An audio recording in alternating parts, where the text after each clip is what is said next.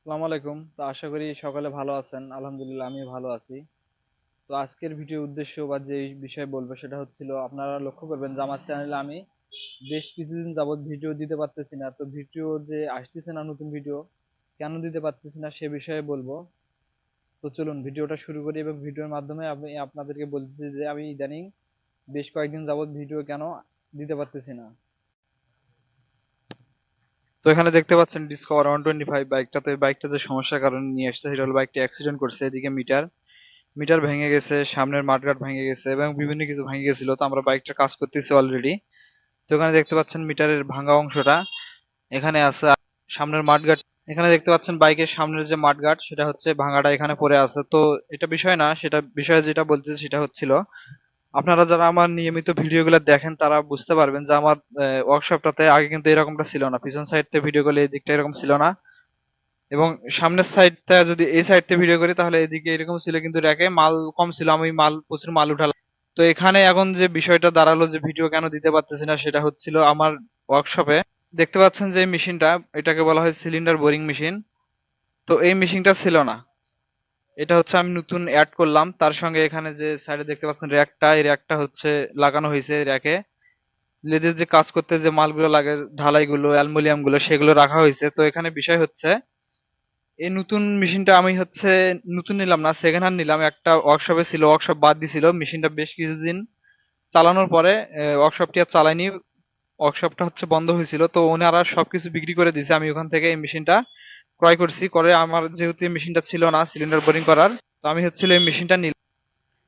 এবং মেশিনটা হচ্ছে নিয়ে আসার পরে এদিকে ফাউন্ডেশন করা এবং মেশিনটা বসানো সহ অনেক ঝামেলা। এটাতে কয়েকদিন চলে গেছে আমার। এদিকে যে মেশিনের যে মালগুলো থাকে, এদিকে মাইক্রোমিটার এবং বিভিন্ন যে এই মেশিনটার সাথে যে যন্ত্রাংশগুলো থাকে সেগুলো রাখার জন্য যে র্যাকটা এটা তৈরি করতে হয়েছে, এদিকে সাইডের র্যাকটা তৈরি করতে হয়েছে। তো এইদিকে আমার অনেকটা সময় চলে গিয়েছে। আর এই পাশে দেখতে পাচ্ছেন যে আমার যে আগের যে লেদ মেশিনটা ছিল, লেদ মেশিনটা কিন্তু আমার আগেরটাই ছিল, কিন্তু এই লেদ মেশিনটা, তো এই লেদ মেশিনটা আপনারা যারা আগের ভিডিওগুলো দেখবেন তারা লক্ষ্য করবেন যে এই লেদ মেশিনটা এখান থেকে এদিকে সরানো ছিল। তো এই মেশিনটা এদিকে আমাকে পুরাটা সরাতে হয়েছে ওইদিকে, এবং এখানে জায়গায় স্পেস বের করে আমাকে হচ্ছে বোরিং মেশিনটা এখানে বসাতে হয়েছে, পাশাপাশি একটা লাগাতে হয়েছে।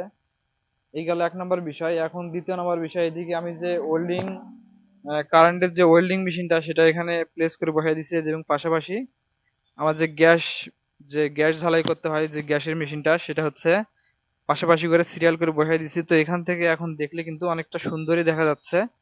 পাশাপাশি গ্যাস এবং কারেন্ট ঝালাই, এবং এদিকে আমার বোরিং মেশিন এবং পাশাপাশি লেদ মেশিন। তো আমাদেরকে এই কাজগুলো করতে অনেকটা সময় চলে গিয়েছে। এবং এখান এটার থেকে যে আরেকটা ঝামেলার বিষয় ছিল, সব থেকে বড় ঝামেলা, সেটা আমি এখন আপনাদেরকে বলতেছি। দেখুন যে কি হয়েছিল। আমি যখন এই বোরিং মেশিনটা নিয়ে আসি এখানে লাগানোর পরে 2-1 দিন পরে কি হলো, আমার হচ্ছিল, দেখতে পাচ্ছেন এটা হচ্ছে কারেন্টের ট্রান্সফরমার যে ব্যারেলটা। তো আমার যেহেতু এখানে দেখতে পাচ্ছেন আলাদা বোর্ড বসানো আছে, এবং আমার ওয়ার্কশপের এখানে দেখতে পাচ্ছেন আপনারা কারেন্টের পোল, এটা হচ্ছে আমার মিটার, আর এদিকে হাওয়ার ট্যাঙ্কিটা আছে।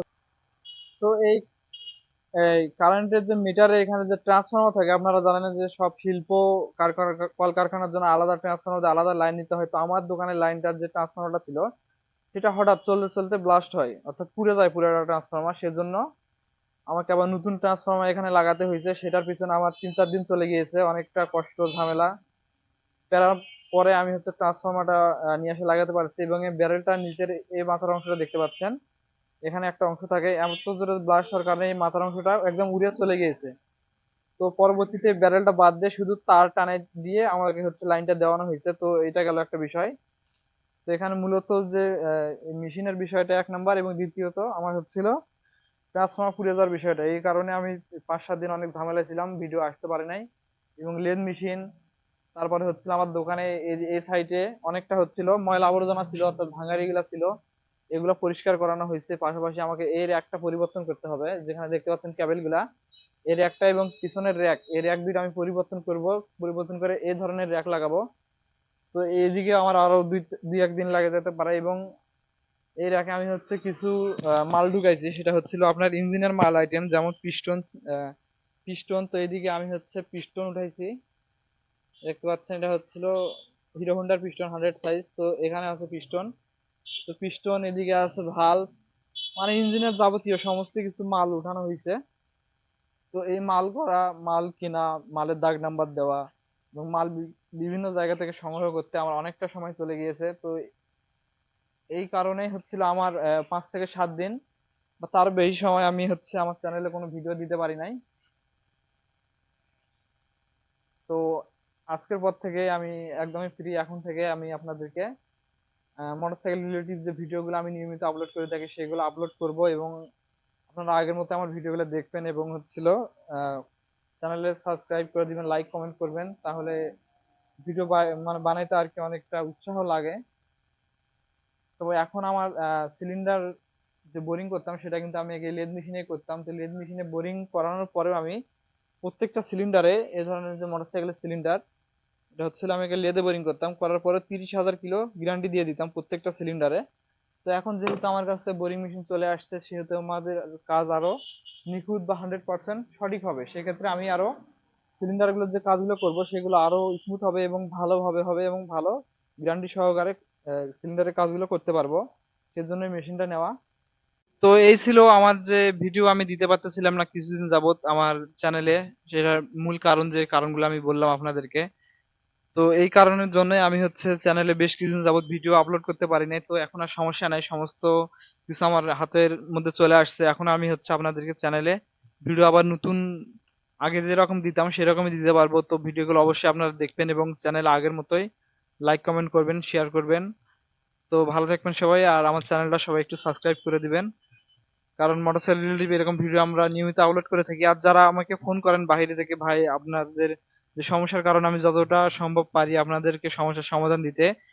আর যারা সিলিন্ডার সম্পর্কে বলেন যে সিলিন্ডার বোরিং করলে চলে না, নতুন সিলিন্ডার লাগাতে হয়, সেক্ষেত্রে বলবো বা তাদের উদ্দেশ্যে বলবো, যদি আপনাদের সম্ভব হয় যে সিলিন্ডার আমার কাছ থেকে বোরিং করে নেওয়ার, সেক্ষেত্রে আপনারা বোরিং করে নিবেন। আমি আপনাদেরকে প্রত্যেকটা সিলিন্ডারে 30,000 কিলো করে গ্যারান্টি দিয়ে দিব। এর ভিতরে যদি আপনার সিলিন্ডারের ইঞ্জিন অয়েল শর্ট হয়, সেটা দায়ভার সম্পূর্ণ আমি নিব, কিন্তু আপনাকে কিছু মেনটেনেন্স ঠিক মতো করতে হবে। যেমন আপনার সিলিন্ডারে যদি আমি বোরিং করে দিই, সেক্ষেত্রে আপনারা যদি বাইকে লাগান, সেক্ষেত্রে আপনাদের ইঞ্জিন অয়েল সঠিকভাবে আর সঠিক মাপ অনুযায়ী পরিবর্তন করতে হবে, এবং বাইক যেটা মানে স্বাভাবিক রাইড, সে রাইডটা করতে হবে। একদিন উড়াধুরা রাইড করলে কিন্তু যে কোনো পিস্টনই লাস্টিং দিবে না। তো খুব সতর্কভাবে বাইক রাইড করবেন। অবশ্যই আপনাদের সিলিন্ডার যদি বোরিং করে সেটিং করেন, সেক্ষেত্রে নতুন সিলিন্ডারের মতোই পারফরমেন্স দিবে। তো ভালো থাকবেন সবাই, আল্লাহ হাফেজ, দেখা হবে আবার মোটরসাইকেল রিলেটিভ কোনো ভিডিও নিয়ে। সে পর্যন্ত সবাই ভালো থাকবেন, সুস্থ থাকবেন এবং আমার চ্যানেলটা অবশ্যই সাবস্ক্রাইব করে দিবেন। আল্লাহ হাফেজ।